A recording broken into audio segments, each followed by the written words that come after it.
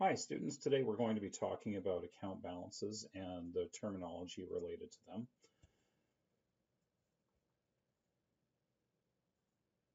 So first of all, we have been using T accounts to represent what are called ledger accounts. Um, in uh, in reality, the T accounts are going to be replaced with what's called journal entries that are going to be then placed into ledger accounts. So that's kind of the formal accounting process.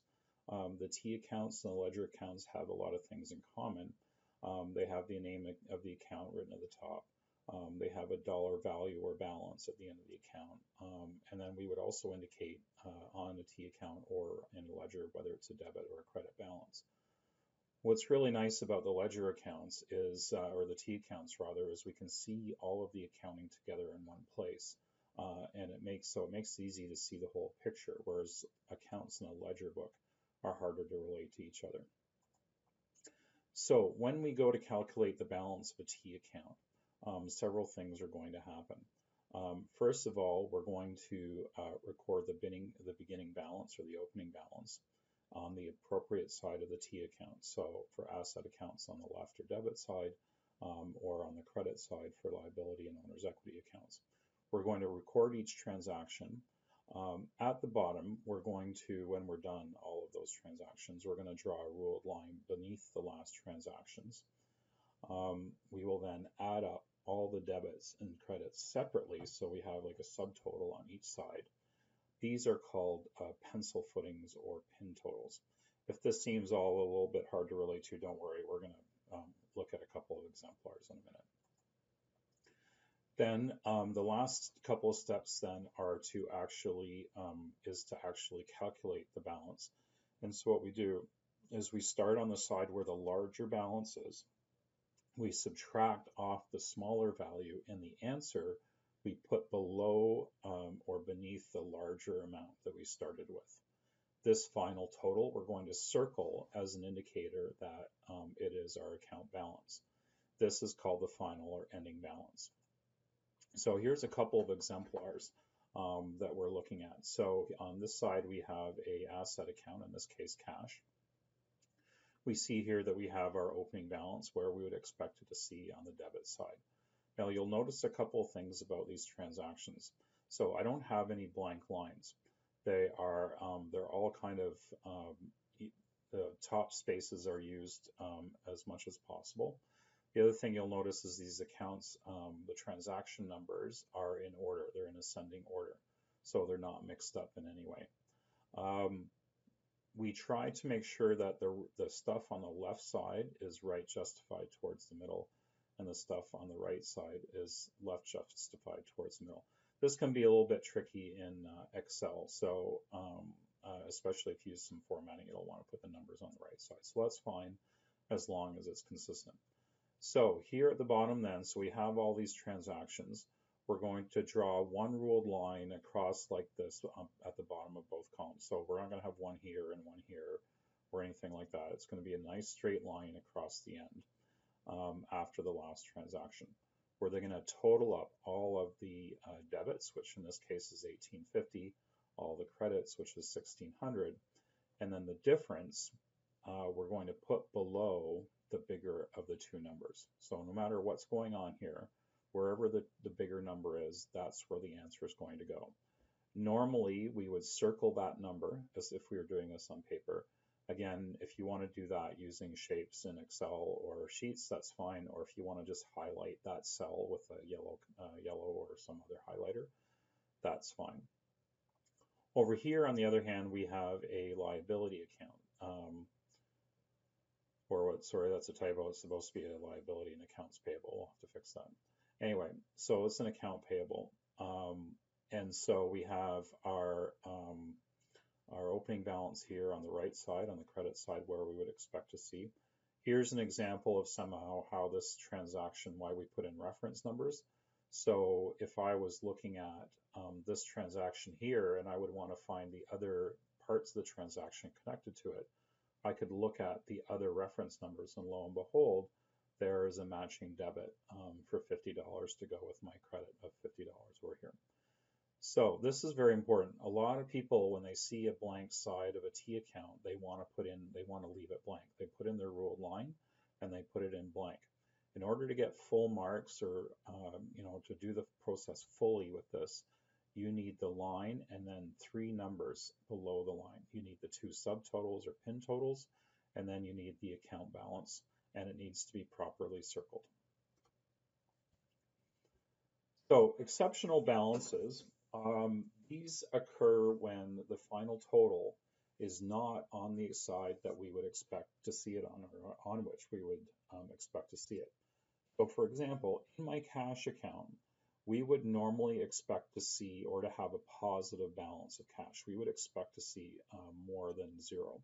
And that being the case, the balance would always go over on the debit side.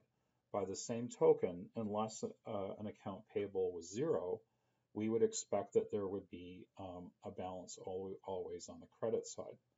So if something happens, and it does happen, and sometimes legitimately, sometimes a mistake, if you have, so this account would be on the right side of the accounting equation. If this total, if the bigger number were over here and the total were over here, that would be an indication to us that this is an exceptional balance. More commonly, businesses often run with little or less than no cash. They can get overdraft protection from banks. So sometimes it's not uncommon to see the bank or cash account with the credit balance for that reason. So the point is, we have our normal balance, which would be on the side, the positive balance on the side of where the account appears in the accounting equation. If it is not a positive balance, then it would be on the, it would become an exceptional balance, and it would be on the other side. Now, what's important to know is that sometimes these are legitimate, and that's fine. But sometimes they're mistakes and they have to be fixed. Either way, as a good accountant, as a manager of accountants, we would want to make sure that we investigate to find out why the balance is exceptional and make notes about it. Either we would write that this is why it's happening, or we would find the transaction and fix what's causing it. And again, we would have to make some notes about that. And so, as I said, sometimes an account payable or receivable will be overpaid. Again, sometimes people write checks for too much, or maybe they know they're going to pay or purchase more business in the future. So sometimes they run a little extra balance. Oftentimes, as I mentioned before, the bank account can be overdrawn, which is a fairly normal occurrence. Now, when looking at the T account or the ledger account, it's really important to notice several things. So first of all, the balance on the account. What is it, or like how much is it? Is it a big number, a small number? And then is it a debit or a credit balance? Having noticed that, then, is the debit or credit balance a normal balance? So for cash accounts and other asset accounts, are they debit balances and therefore normal, or are they on the credit side and therefore exceptional? The opposite is true of liability and owner equity accounts. Normally, I would expect to see those on the credit balance. And so then the other thing you want to think about is where you would expect to find that account balance on the balance sheet. So again, dividing up assets, liabilities, and owner's equity as we've been doing for the last couple of weeks. Now, from this point forward, for the most part, instead of calling our cash account the cash account, we're going to be calling it the bank account. It's a more formal title for it. We use cash simply because it's more common and easy to relate to. Bank has different meanings. So here, whenever you see bank, it's not referring to the institution. It's referring to the fact that we have a bank account. And the fact is, oftentimes businesses have several bank accounts that they would use for different purposes.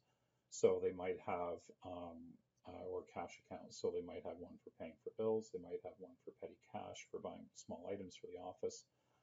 There's all kinds of different, maybe different departments need different accounts for themselves, different cash. Anyway, we are only going to keep it simple, and we will usually only ever have one bank account or one cash account. And going forward from here on, we will always refer to it as bank. Now, I think I mentioned a little while ago, or in a lesson or two ago, that the expression credit can be a little bit confusing. You'll also see references to an expression called on account and what that means. And so it's important to understand that many, in fact, just about all business transactions, especially between businesses, are completed using some kind of credit. Um, just because there's time lags and kind of processing lags between ordering, receiving, checking, and paying for these things. And so it's nice to have a little bit of sort of flexibility in the movement of everything. Typically, businesses will do credit checks, and other businesses, it's not like it's just automatic. And typically, any bills are usually expected to be paid within 30 days, although it can be as much as 90 or 120 days.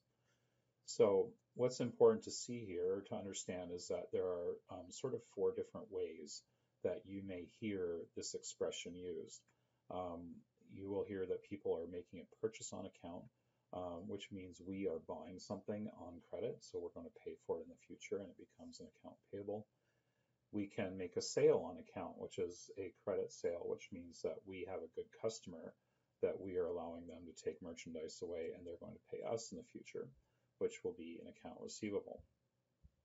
If you hear the expression payment on account, then that means that we are paying somebody with a check or physical cash to reduce our account payable. And when there is a receipt on account, that means one of our customers is reducing their account receivable with us. A good trick for dealing with credit transactions or on account transactions is that there is usually a certain pattern. So in the first instance, at some early point, you're going to see like a purchase or a sale. The first transaction earlier in time, so in this case in a purchase, we will have a debit to an asset account of something that we are selling, or the owner's equity, or sorry, not the owner's equity.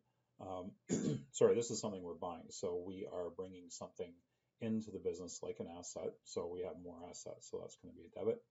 And then there will be a credit to an account payable for whomever we bought the goods from.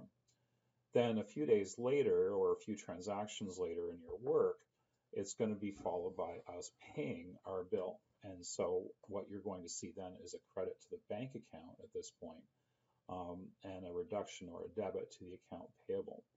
It's very important to note that the asset account, or well, really any of these accounts, only gets affected once in each direction. So buying an asset like, say, a car, for instance, you're not going to you're going to register that asset or post that asset to the T account when the first transaction takes place. But when you actually pay for it, you're not buying the car again. You've already got the car listed as an asset. All you're doing is reducing the account payable to our creditor. On the other hand, a sale account, so when we sell a service to one of our customers on credit, we're going to create or debit an account receivable and credit our capital to sort of recognize the sale as an increase to the value of our business. Then a few transactions later, you're going to see the money coming in from the actual money coming in from the customer that we will debit to our bank account. The capital has already been increased for the sale. What we have to do then is reduce the account receivable. So that person now owes us less than they used to, and so we would credit that asset account. And that is the end of this lesson.